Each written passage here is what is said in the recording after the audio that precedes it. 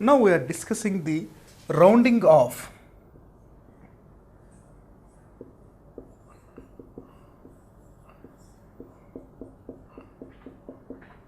It is a mathematical process to restrict the answer to desired decimal positions. So what is the way to do this?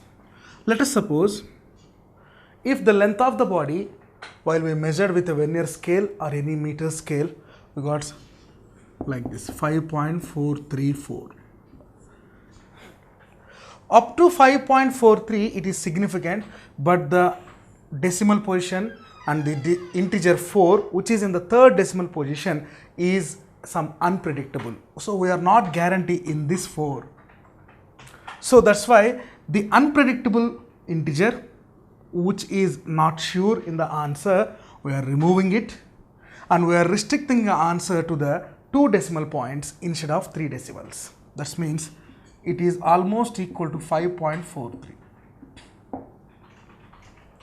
So the removing the undesired position in the answer and restricting the answer to a restricted decimals are nothing but 322 or 221 is called rounding off. But in this case of rounding off, there are 2 more rules to be followed. If the unpredictable position, instead of 4, if I got 6, if the unpredictable position is containing an integer 5 or more than 5,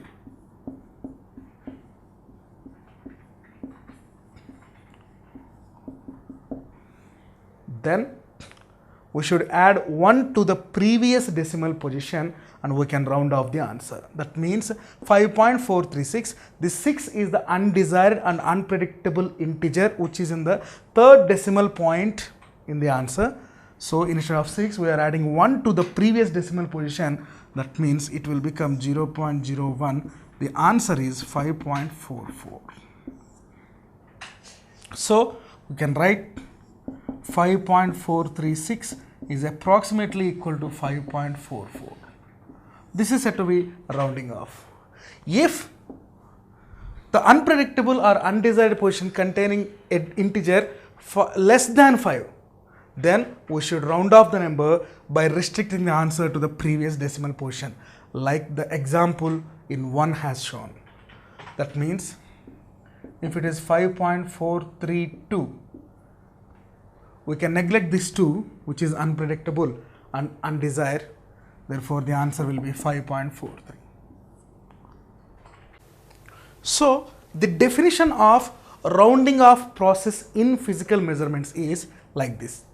It is the process of omitting the non-significant digit and retaining only the desired number of significant digits with the modifications to the last significant digit is called rounding off. That means we are omitting this non-significant digit and retaining the original or retaining the desired number of the significant digits with the modifications. What are the modifications? If 5 or more, we are adding 1 to the previous position. If it is less than 5, we are keeping the same answer and removing the undesired. These are said to be modifications.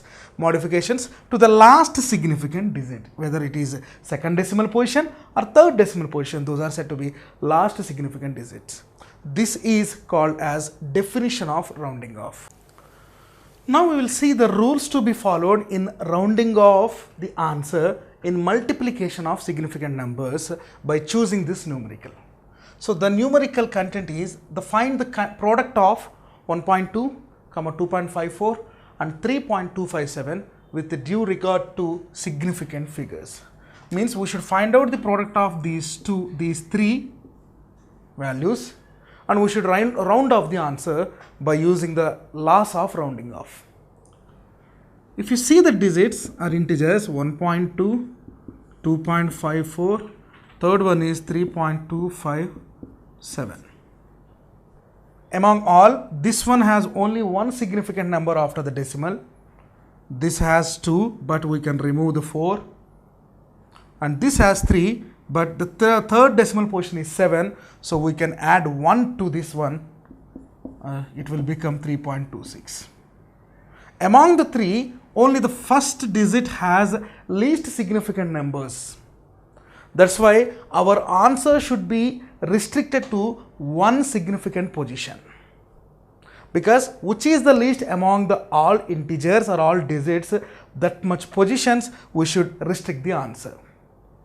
So now this multiplication changes to 1.2 into 2.54 into 3.26.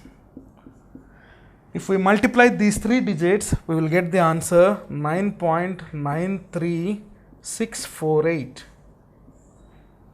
As per the rule, we should restrict the answer to the lowest desired decimal positions. The lowest desired decimal position is 1.2. It has only one significant position.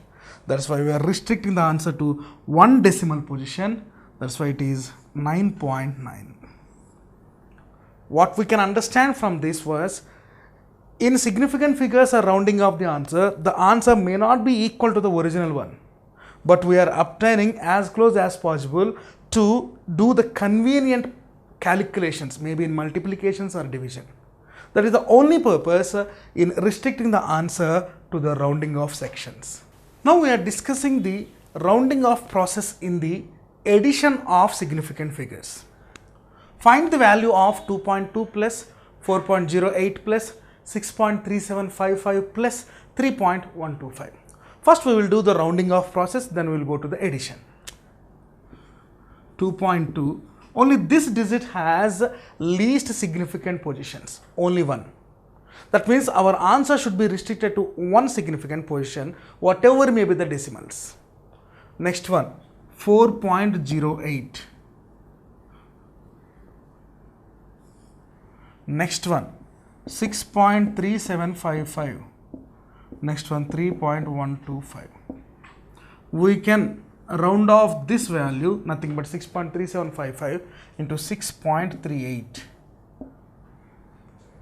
We can round off the 3.12 into 3.12 because 5 is exactly even position. That's why we can round off the number to 3.12. Now the addition will change to like this: 2.2 plus 3.12 plus 4.08 plus 6.38. Possibly the answer will come 15.78.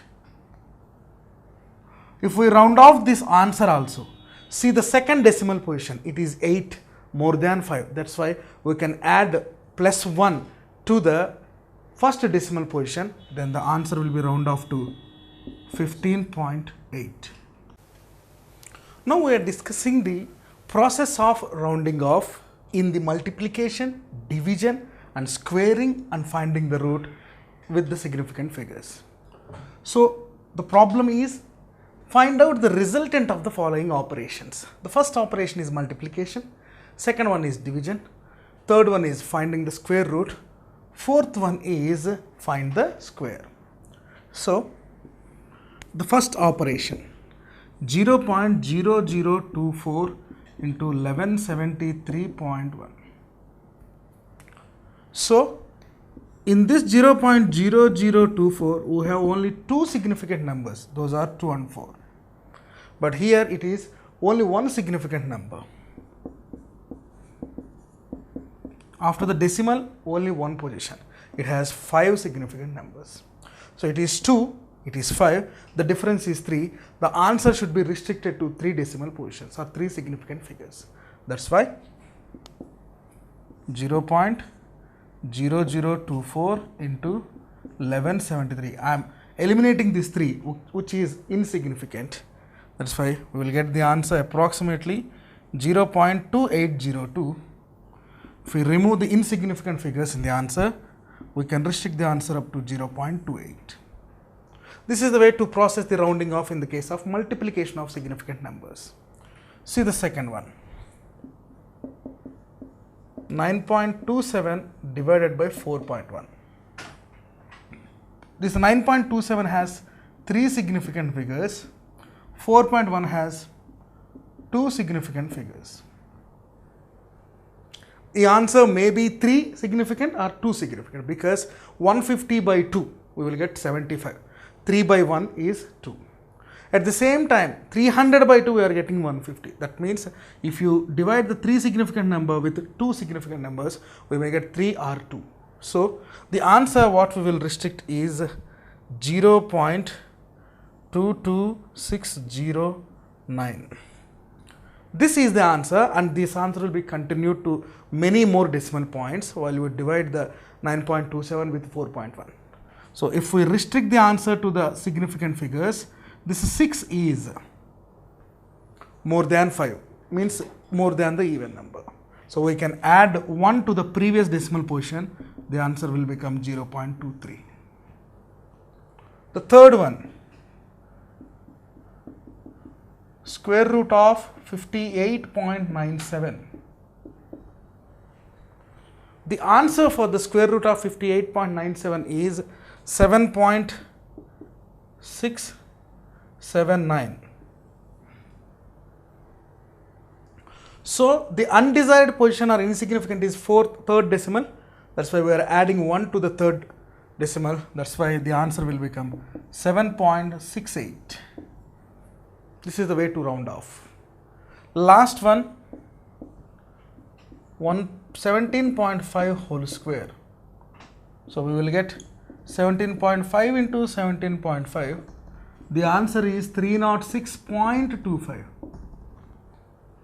So we will round off this 25 and the answer is 306, because we are removing this 25 which is treated as insignificant figures. Like this, we can use the rounding off technology or rounding off process in the multiplication, division and square root and finding the square, as well as addition and subtraction also. Now we are discussing the dimensional formula, which is very, very important in this lesson.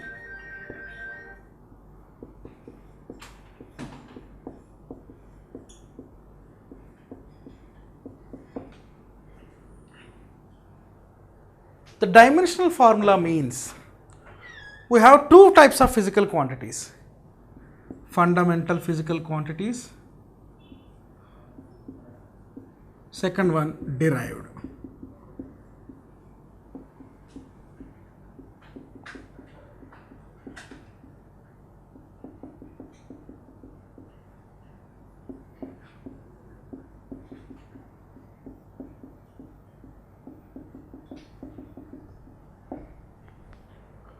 We are expressing the derived physical quantities into the powers of the fundamental physical quantities. This expression is called dimensional formula. So the powers what we have obtained on the top of the fundamental physical quantities are called dimensions. The way to express a derived physical quantity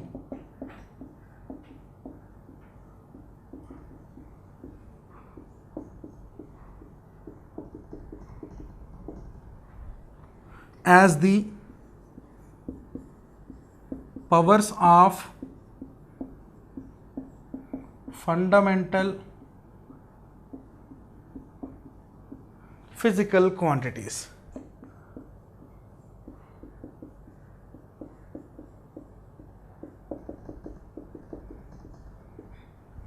Is called as dimensional formula.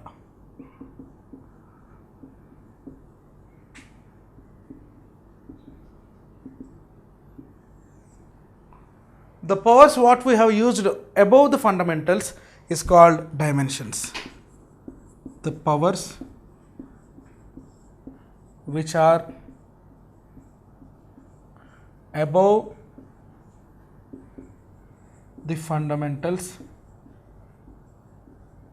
or fundamental physical quantities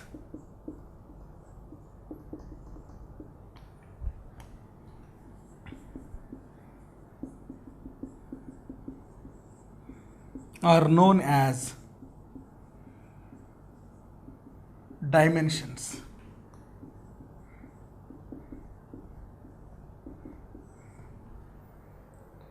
This dimensional formula had many uses.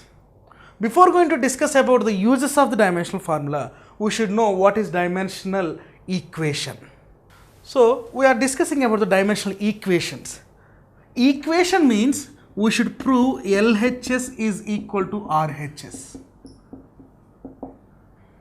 But dimensional equation means we are writing a derived physical quantity in LHS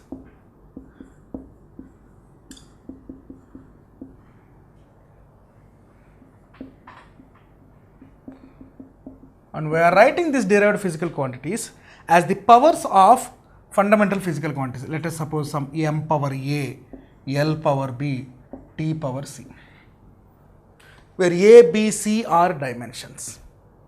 When this derived physical quantity which is in the LHS is equated to the fundamental expression in the RHS, then only it is said to be dimensional equation.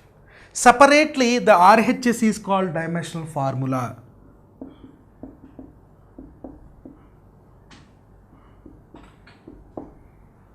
This is the difference between dimensional equation and dimensional formula. What are the uses of this dimensional formula? The first use is we can prove the dependence of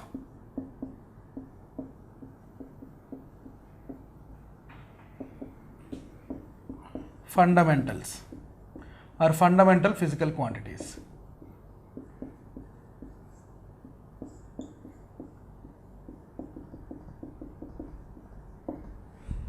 Second one, we can convert the one system of physical units to another system of physical units.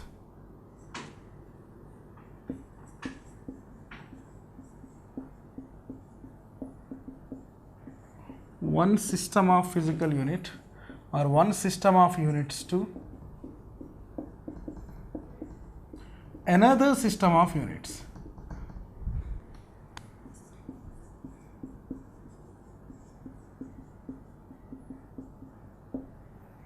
Third use of the dimensional formula or equation is we can check the correctness of an equation.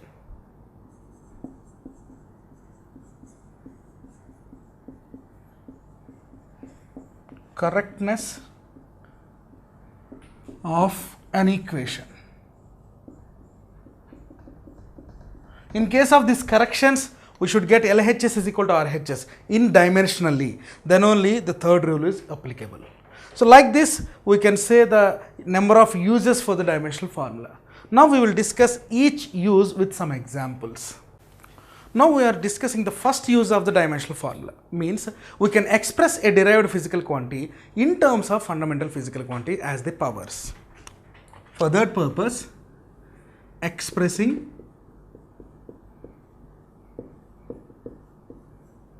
a derived physical quantity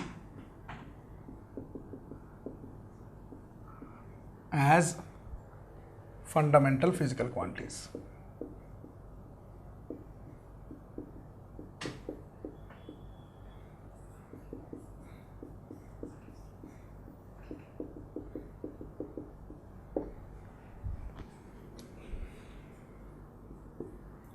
The general formula of the speed is distance by time.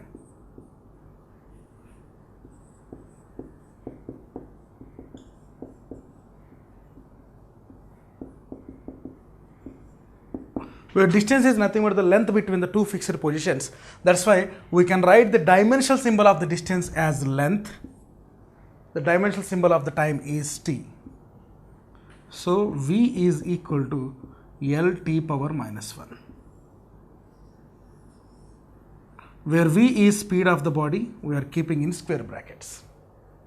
If you see this example, if you want to write the dimensional formula of any physical quantity, we should keep the symbol of the derived physical quantity in square brackets on LHS, and we should use the capital symbols of fundamental physical quantities on the right hand side. What are the fundamental physical quantities we are using? Mass, length, time, amount of substance, candela, luminous intensity, electric current, temperature. These are all called as fundamental physical quantities. So we should write the fundamental physical quantities, the symbols of the fundamental physical quantities in capital letters on RHS. So dimensional formula of speed is equal to L into t power minus 1, nothing but L by t. So it has one dimension in length minus one dimensions in time. Such like velocity. Again, it is displacement by time.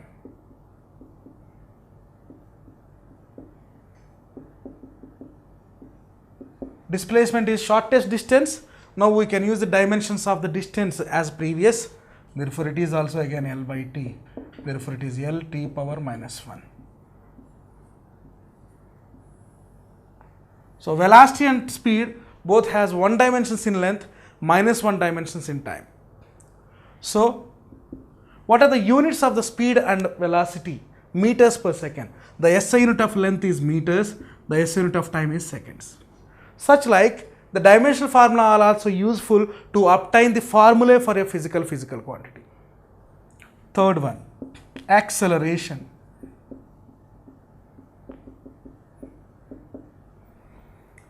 Change in velocity by time.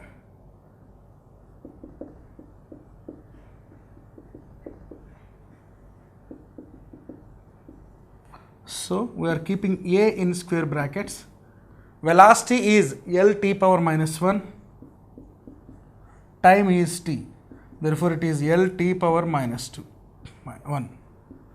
So acceleration has one dimensions in length but minus two dimensions in time. So SI unit of length is meters, SI unit of time is seconds. So meter second power minus 2 is the SI unit of acceleration. Why we are writing all these things? Yes, we are proving that a derived physical quantity is dependent on fundamental physical quantities. A derived physical quantity such like velocity, speed or acceleration is dependent on length and time. This length and time are called as fundamental physical quantities. We will see more in this list. The next physical quantity we are discussing is force. Force is equal to mass into acceleration.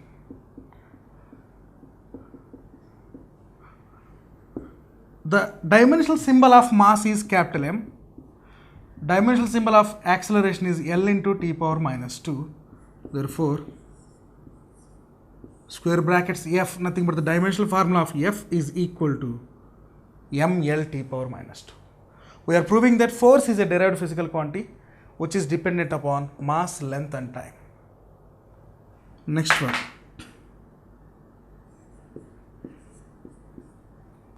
Work. Work is equal to force into displacement.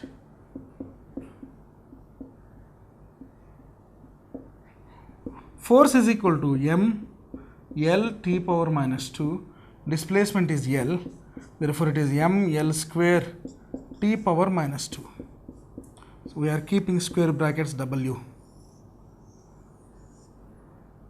Work is a derived physical quantity. We can express this in terms of mass, length, time. It has one dimensions in mass, two dimensions of length, minus two dimensions of time. We are proving that this is dependent on fundamentals. Next one, power. Each one is related to the previous. Work by time. Where work is mL square t power minus 2. Where time is capital T. Therefore, it is mL square t power minus 3 is equal to P. Next one, potential energy.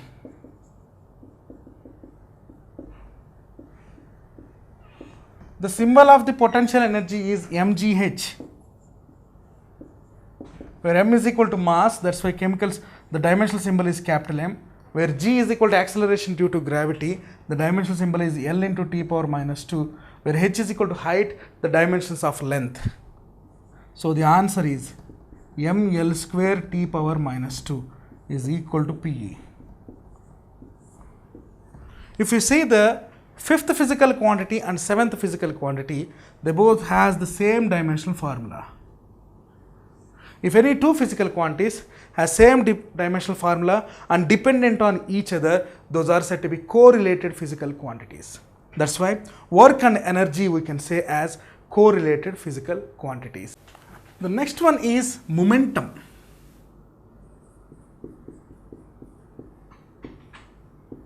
Its symbol is small p is equal to mass into velocity. The dimensional symbol of mass is capital M. The dimensional symbol of velocity is L into t power minus 1. So the dimensional formula of momentum P is equal to ml t power minus 1. The next one is impulse. The dimensional formula is, before drawing the dimensional formula, the general definition of the impulse is force into duration of time.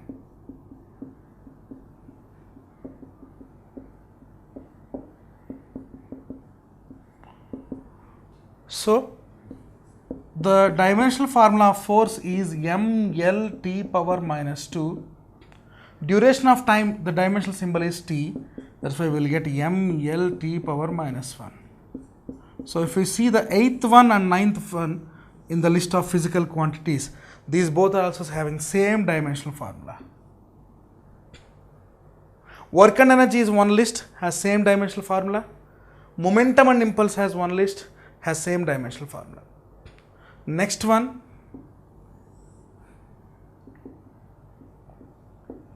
pressure.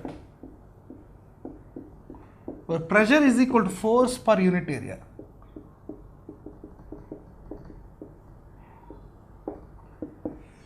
The dimensional formula of force is ml t power minus 2. Unit area means area. The dimensional formula of area is L square. Therefore, it is m power 1, L power minus 1, t power minus 2. So, the pressure of the body or pressure applied on the body is equal to m power 1, L power minus 1, t power minus 2 is dependent on fundamental physical quantities. Next one, density. Rho is equal to mass by volume. The general symbol of the mass is capital M in dimensionally. Volume is L cube. Therefore, it is m power 1, L power minus 3. Density is independent of time. So, this is a small list which we can show the derived physical quantities are dependent on fundamental physical quantities. Now, we will see one more list of same dimensional formula. Angular momentum.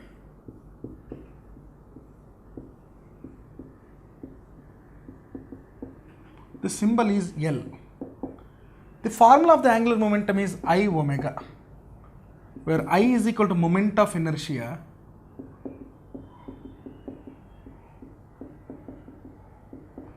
where omega is equal to angular displacement by time.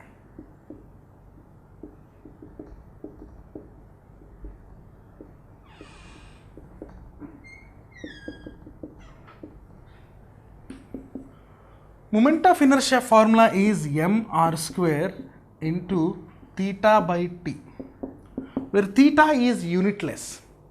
That's why in place of m we can write mass, capital symbol of mass. R is the radius of the body for what we are finding the angular momentum. So that's why the length is in the same dimensions of radius. That's why we can write this one as L square by t. Therefore, the answer is m L square t power minus 1. So the dimensional formula of L, again we can write mvr. In case of mvr also we will get the same answer, m L by t into L. Therefore, m L square t power minus 1. These two are the different formula of mvr. So L is equal to I omega is one formula, L is equal to mvr is one formula. So whatever may be the dimensional formula of angular momentum, we are getting m L square t power minus 1. The one which has the same dimensional formula with angular momentum is Planck's constant.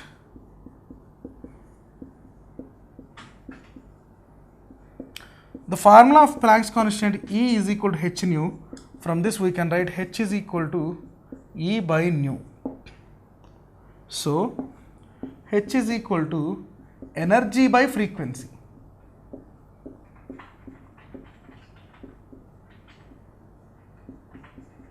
Energy m L square T power minus 1, T power minus 2. Frequency is 1 by time. So time. Therefore it is also m L square T power minus 1. Work energy along with torque, these three has the same dimensional formula. Momentum and impulse has same dimensional formula, as well as angular momentum and Planck's constant are also having same dimensional formula. So these all formulae which are dependent on mass, length, time. If we go to the electrostatics, electricity, current electricity, magnetostatics, we will get the physical quantities in association of temperature, next electric current, amount of substance, these all will be included in the formula. So such like this, we can prove that every derived physical quantity is dependent on fundamental physical quantity. This is one of the use, has many proofs. The another use of the dimensional formula is to convert the one system of units to the another system of units. First expression was over, second one to convert one system of units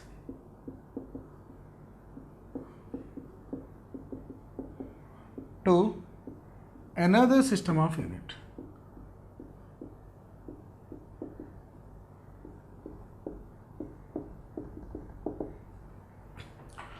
The conversion from the one system to another system means we can convert SI system of unit to the CGS or CGS to the SI.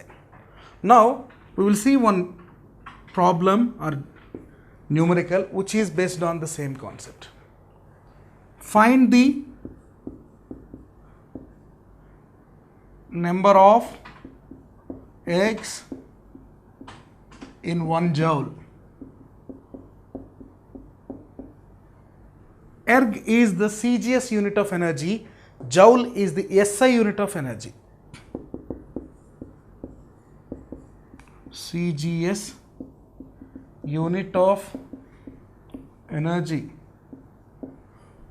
where joule is SI unit of energy. Now the dimensional formula of energy is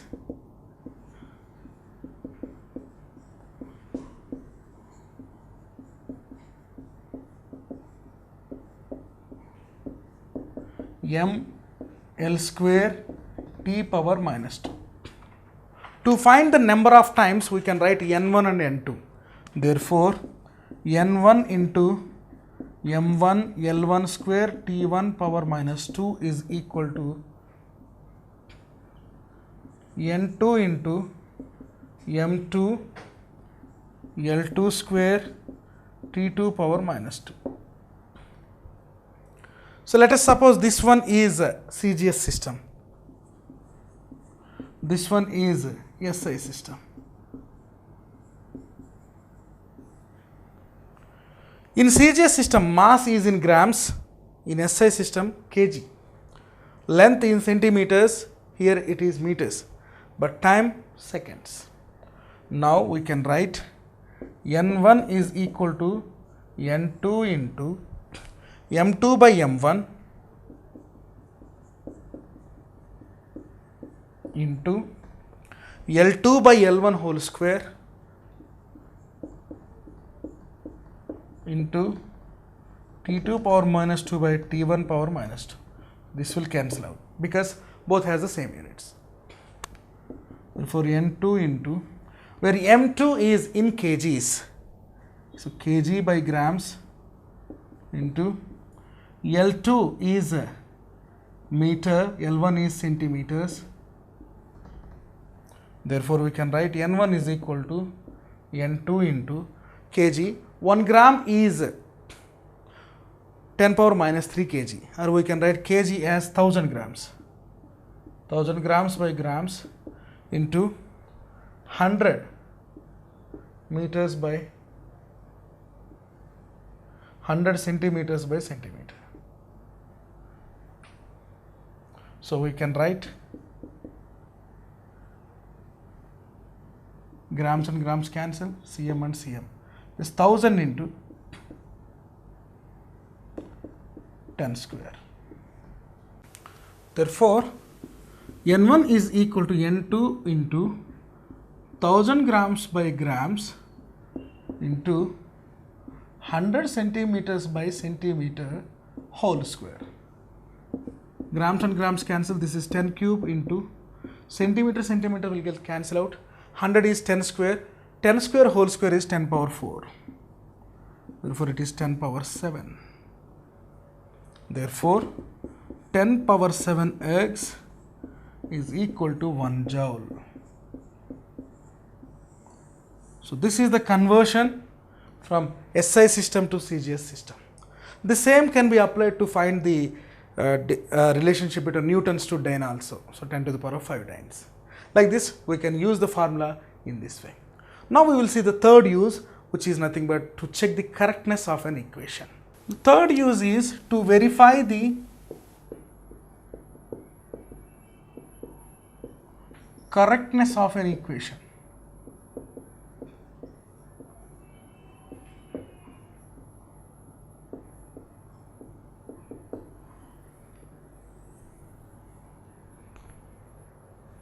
Now we will see some equations. We should prove LHS is equal to RHS dimensionally. Maybe the terms are not same in pronunciation. First one, KE is equal to PE. Yes, we know that in mechanical energy, KE is equal to PE at mean positions. So we should prove this one dimensionally. Means the transfer rate of the potential to kinetic or kinetic to potential will be same. The expression for the kinetic energy is half mv square. Expression for the potential energy is mgh. While we are dealing with these type of expressions, we should not bother about the fractions or integers that are present in the formula. That's simply a constant. We should think about the physical quantities and their powers.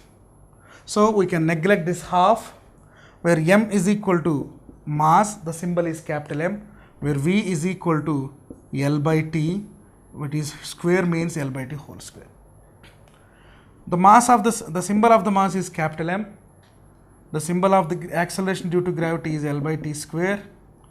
The symbol of height is L.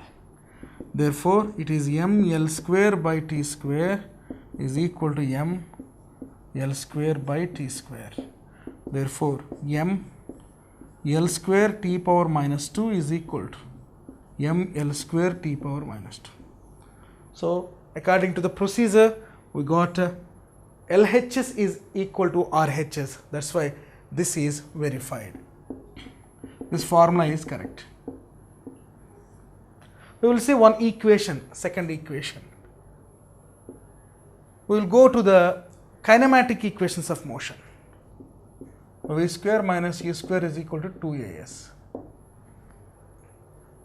We should not bother about the addition, subtraction or division or multiplication of the physical quantities. We should just check whether the dimensions are correct or not in both the ways. V is final velocity, this is L square by T square, or L square T power minus 2 minus L square T power minus 2 into where acceleration is L by T square, where S is equal to L. This is also L square by T square is equal to L square by T square. Both the ways we are getting the same dimensional formula in LHS and RHS. Third one, E is equal to mc square, nothing but the Einstein's mass energy equivalence, where E is equal to energy, therefore it is m L square T power minus 2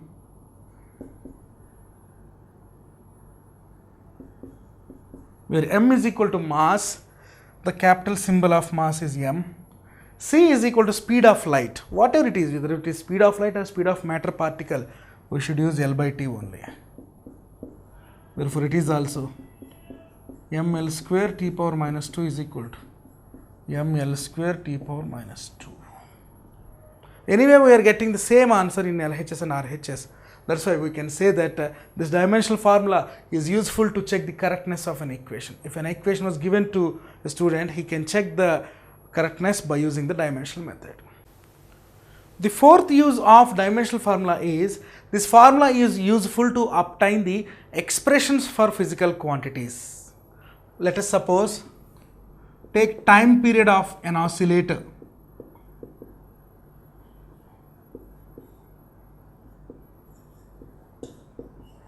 The formula of the time period of an oscillator is 2 pi root L by G. Means time period is dependent on length, acceleration due to gravity, as well as some constant 2 pi. Now we can prove this equation, or we can obtain this expression by using the dimensional method. But how? So according to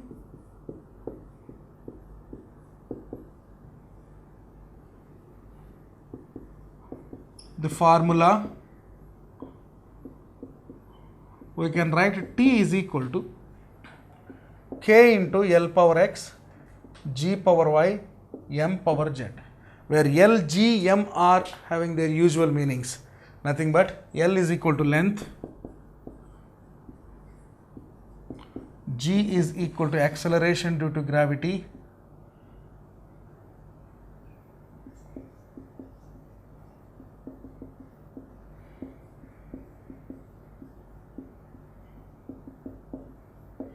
M is equal to mass. We know that T is equal to time period. Now we should write each physical quantity in terms of mass, length and time. Therefore, taking the LHS, we can write this one as M power 0, L power 0, T power 1 is equal to K into, where L is equal to length, that's why it is M power 0, L power 1, T power 0 whole power X, where G is equal to acceleration due to gravity, that's why it is M power 0, L power 1, T power minus 2 whole power Y, where M is equal to mass, therefore it is M power 1, L power 0, T power 0 whole power Z. We have written the whole expression in terms of mass, length and time. Now we should equate the powers of M, L, T on both sides individually. So comparing the powers of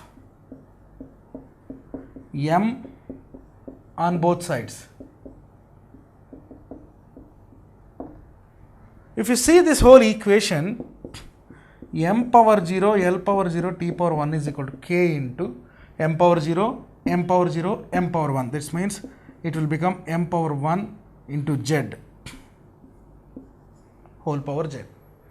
See the L power X, L power Y, L power 0. Therefore, it is L power 1 whole power X plus Y dot T power 0, T power minus 2Y, T power 0. Therefore, it is T power minus 2Y. So, we can write M1, M.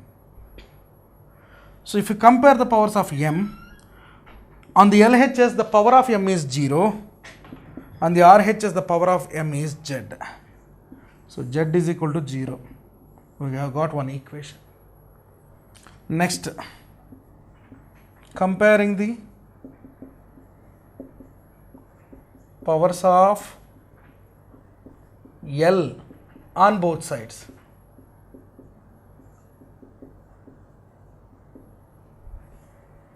So, the powers of L on LHS is 0, but in RHS is X plus Y. That's why it is 0 is equal to X plus Y. This is equation 2. The only part left is comparing the powers of time on both sides.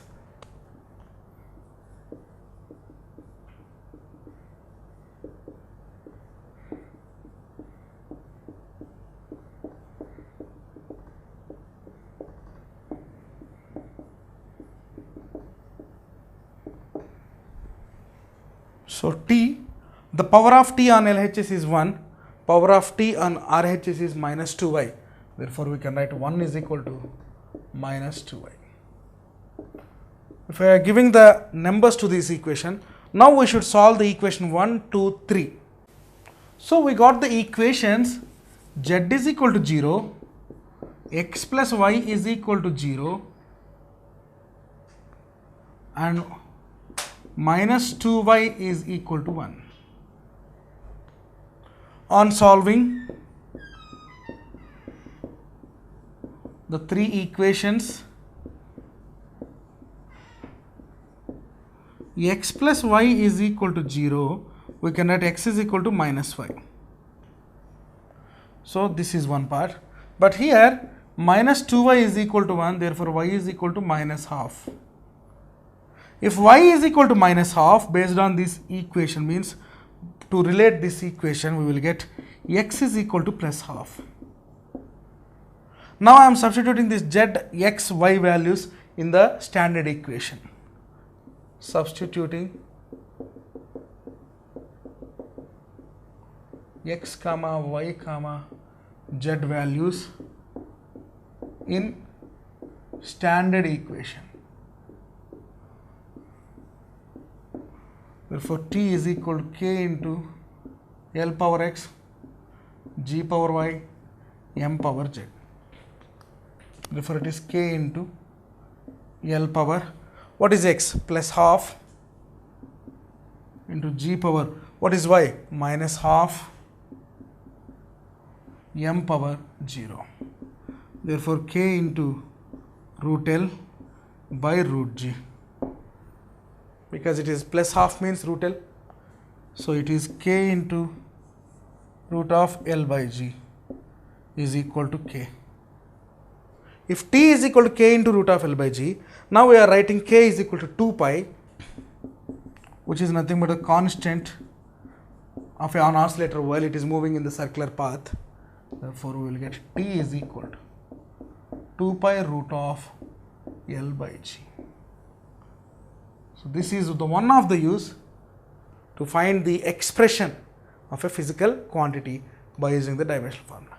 We can obtain the expressions for viscosity coefficient, surface tension, many other by using the same dimensional formula. Now we are discussing the advantages of SI units.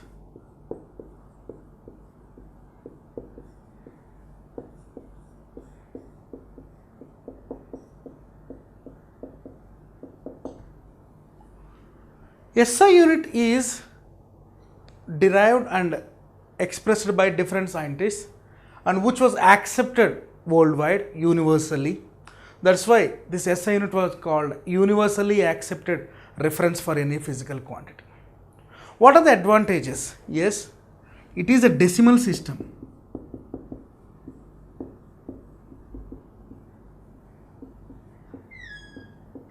So we can express the values in decimals also.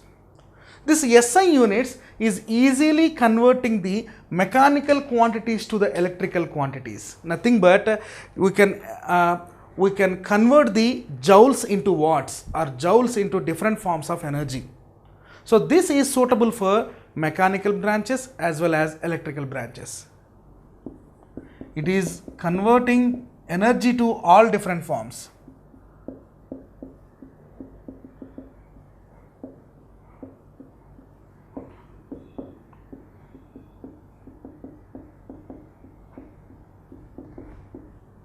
That's why we can write, due to this different formation of energy, it is connecting the electrical and mechanical branches.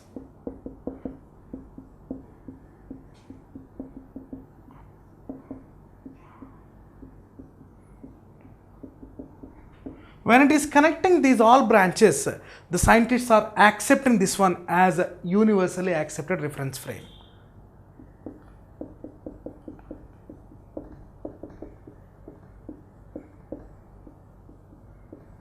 That's why it is accepted by all scientists.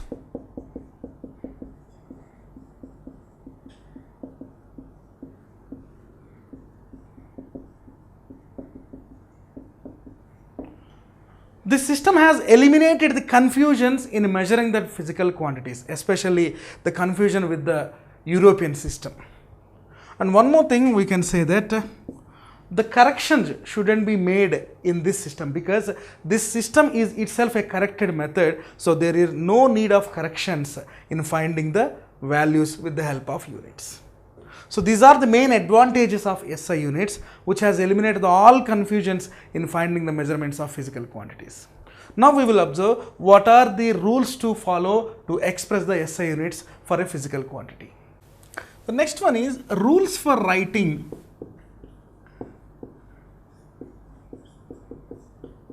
units in SI system.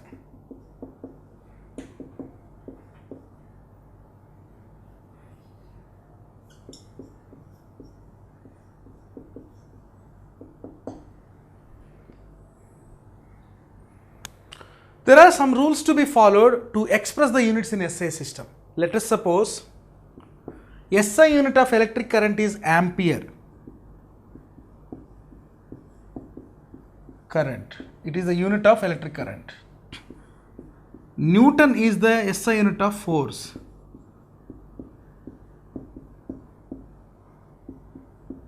Mostly in SI system of unit, the physical quantities are expressed in the names of the great scientists which has taught that.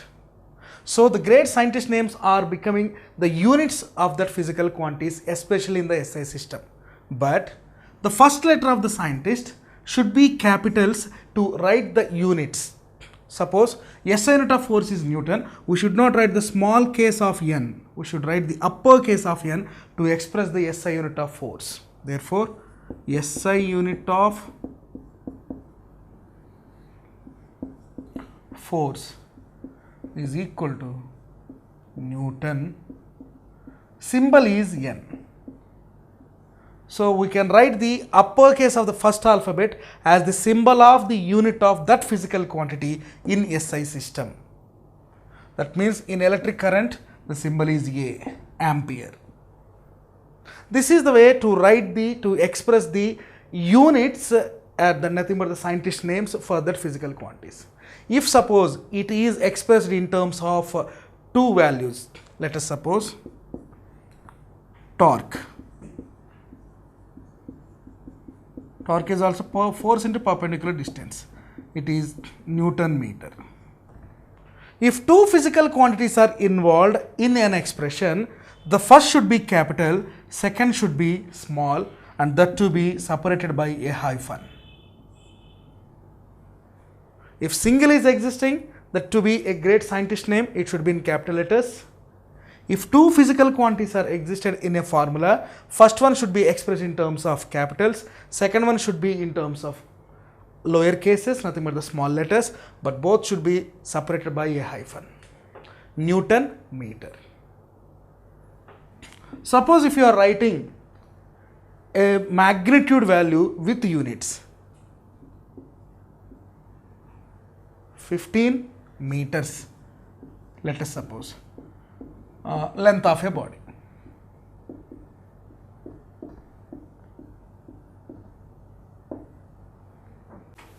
While we are expressing this one in terms of the SI units, we should leave some space between the magnitude to the symbol of the unit.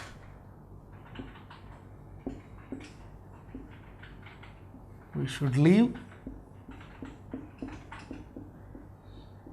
the space between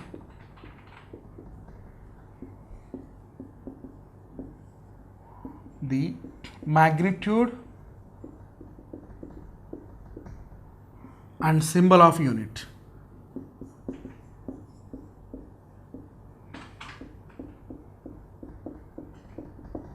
That means we can write like this, 15 m. It's not 15 m. We should leave some space. This is the wrong method. This is the correct method. We should leave the space between the magnitude to the symbol of units. If here the multiplication of the physical quantities, if the physical quantity expressed as division, let us suppose Newton per meter square, force by area, nothing but 1 Pascal. So therefore it can be written as N by m square or N into m power minus 2. It is a general expression for the force, pressure, normal Newton by m square. It is also expressed as Pascal. So these are the rules which are to be followed to express the units in SI system. There are 7 fundamental physical quantities which are listed as length, mass, time, electric current, thermodynamic temperature, amount of substance and luminous intensity. These 7 physical quantities has units in SI system. They have different names with respect to the units. But what is the reference to keep that one as unit for that physical quantity?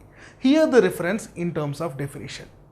So the definitions of fundamental units in SI system. The first one is meter. We know that meter is the SI unit of length. 1 meter is defined as it is 16,50,763.73 times the wavelength of the orange light in vacuum emitted by 36 krypton 86 in the transition from 2p10 to 5d5.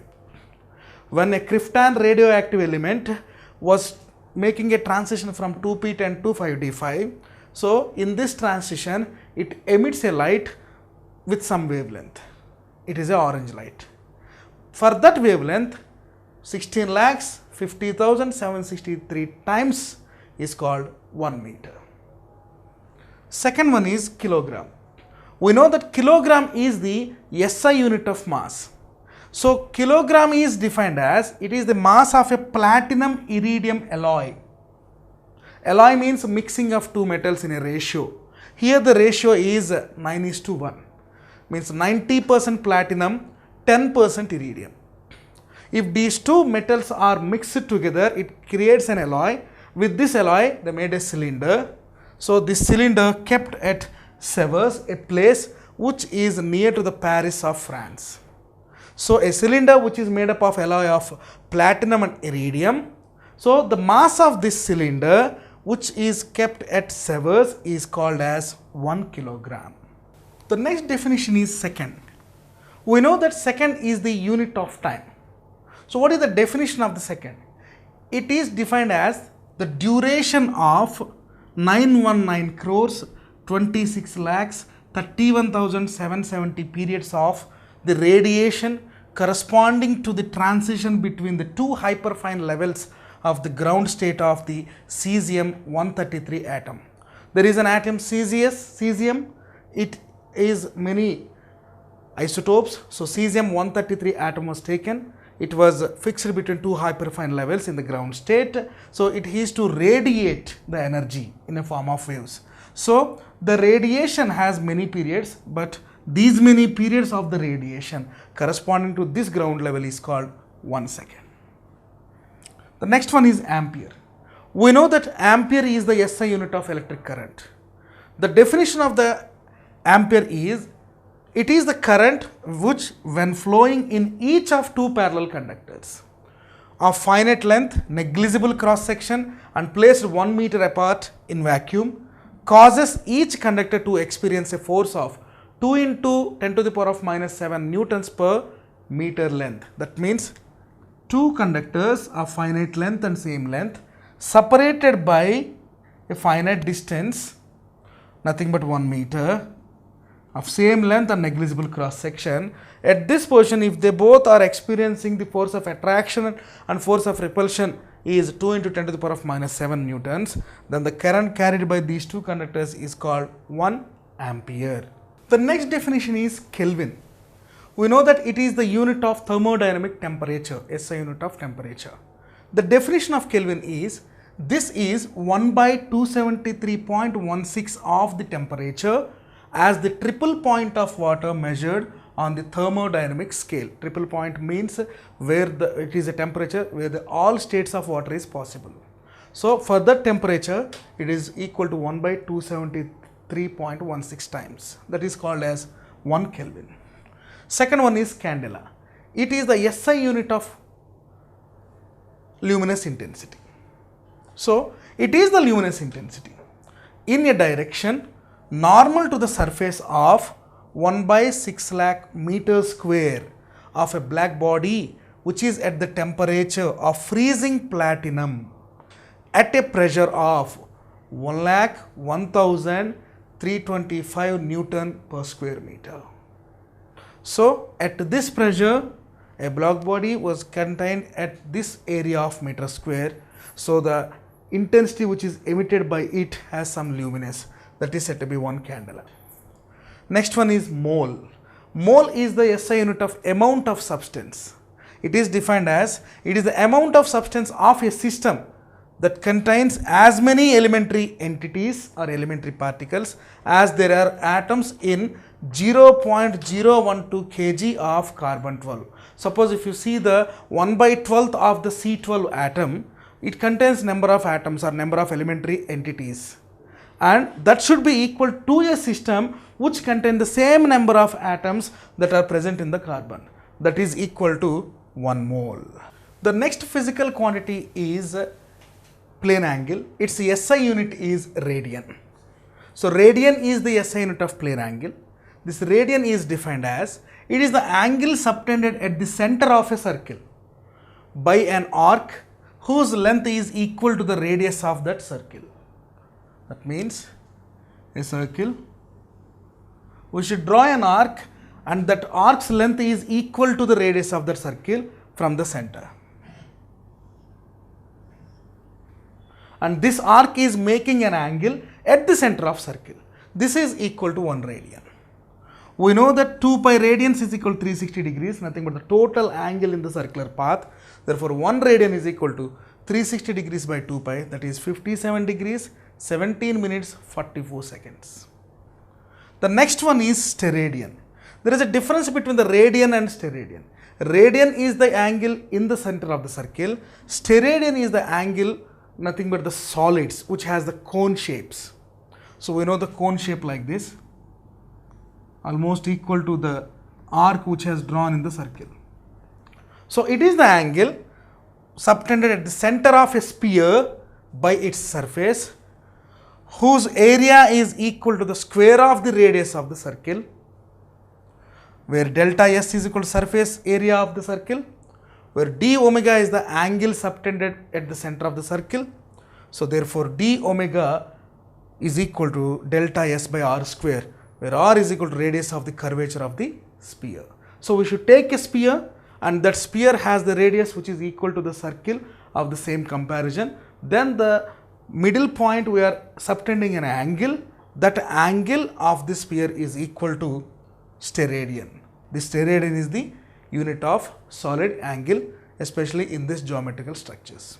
So in this lesson, we have started with the fundamental physical quantities, derived physical quantities. We have related these two with the help of dimensional formula, and we have observed the uses of dimensional formula in 4 sections.